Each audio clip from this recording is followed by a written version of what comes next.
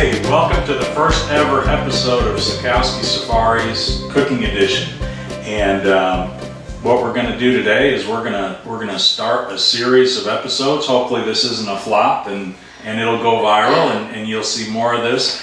But we wanted to share some recipes from, you may have seen some hunting and fishing and spearfishing videos, Sakowski Safaris, and that we've done in the past and shared them on YouTube. But what we wanted to do is share some recipes for all the cool stuff that God blesses us with, and we got some really neat things, out of the ordinary. We've learned some things over the years that we wanted to share with you. And what are we going to do today? Well, we're going to start things off really simple, I think, for this first episode. And we're going to take a piece of meat that you would normally use for like burger stew, and we're going to smoke it. And then we're going to slice it really thin, and it's going to be some incredible roast beef that you can make sandwiches or just roll up and eat as a snack. And so I'm super excited. You're going to love it. You ready to get started? Yeah, let's talk a little bit about our sponsors. Center Shot. Hey, Center Shot and Cross Trail Outfitters, and we're gonna put the websites on this video at the end. And anyway, we've got a really neat deal worked out with our sponsors. They allow us to wear the shirts, and they give us absolutely nothing. But they're Center Shot and CTO are things that are very near and dear to our heart. And sure. And throughout these episodes, I'm sure we'll talk about it a little bit. But both of these organizations are faith-based organizations where we get to share the gospel of Jesus through archery and through the great outdoors, hunting and fishing. So anyway, let's get started with that roast. Let's do some cooking. What we've got is some one-piece muscles out of the rear end of the deer, the hind quarter, and typically you could cut these into steaks or throw them in the burger or stew pot. But today what we're going to do is we're going to smoke these, and we're going to slice them really thin. And like my wife mentioned, this is going to be the most delicious roast beef cold cuts you've ever tasted. You want to use a solid piece of meat so you don't have a bunch of silvery material throughout your finished product, if you will. And anyway, you also want to remove any of the silvery skin.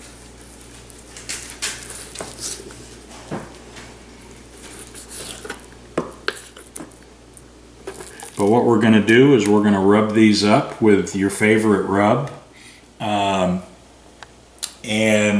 you can make up your own rub, whatever your taste is. You can make it hot and spicy, you can make it sweet, and however you want to do it. We're just going to use a store-bought rub today, and so let's do it. All right, y'all, Jer has prepared the meat. He's taken all the silvery skin off the meat and rubbed it down really well all over. And so the next step is we're going to walk it out to the smoker and get it going.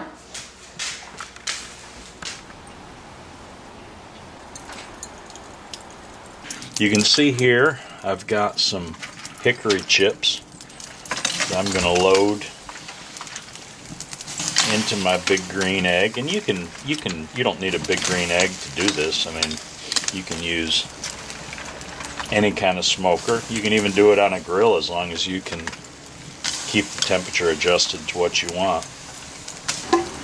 Now what I'm going to do is add this plate setter so I can cook with indirect heat. And then I'm going to put my water that I had my wood chips in right there. We'll put the grill over the top of that. Okay, our temperature's looking good.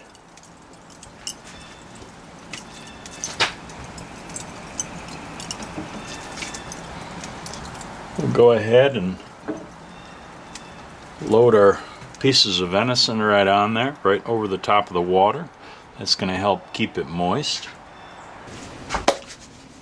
Okay, we've got our meat on the smoker, and it is cold out here. It's December 26th, and I need to go get a jacket or something. But anyway, we're going to let this come to an internal temperature of 120 degrees. We may pull it a little sooner than that. We don't want it getting overdone. We want a nice medium rare piece of meat when we go to slice it. So looks like our temperature is doing really well on the grill. Okay, our meat ought to be just about there.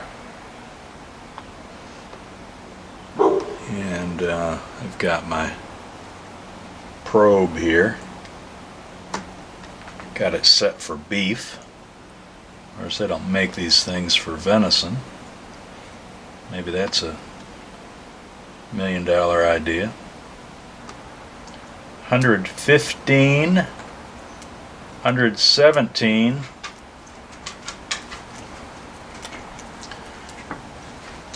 We'll let this go for another minute or so, and it's going to be just about perfect.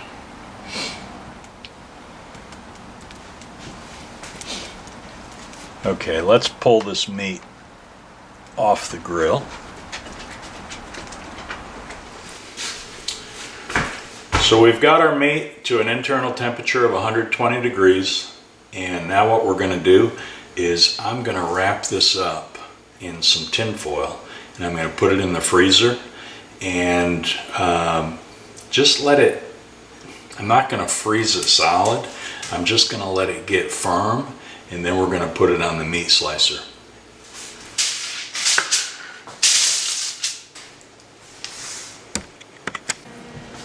Okay, so we've got the meat out of the freezer, and it's not totally frozen, but it's solid.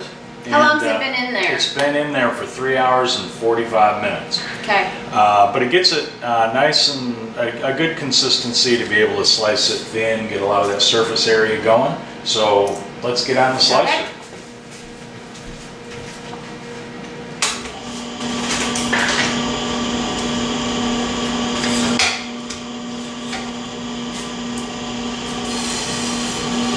And of course, we always want to slice it across the grain.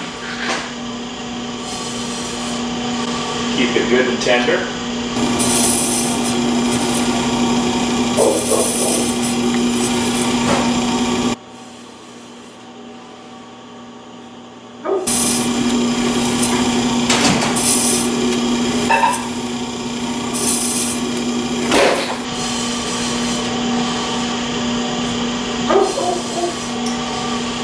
If you're wondering, this is a professional grade slicer. It's called Univex. So if you're looking for a good slicer, we highly recommend this one. And this is no toy. This is the real deal here. Okay. Well, this is going to give you an idea of what we're talking about. Absolutely paper thin slices of the finest roast beef that you've ever tasted. Would you like to taste a piece, huh? Absolutely. I myself like to roll mine and dip it in some horseradish, but anyway. Cheers. So good. So good. Episode 1 in the can. God bless you.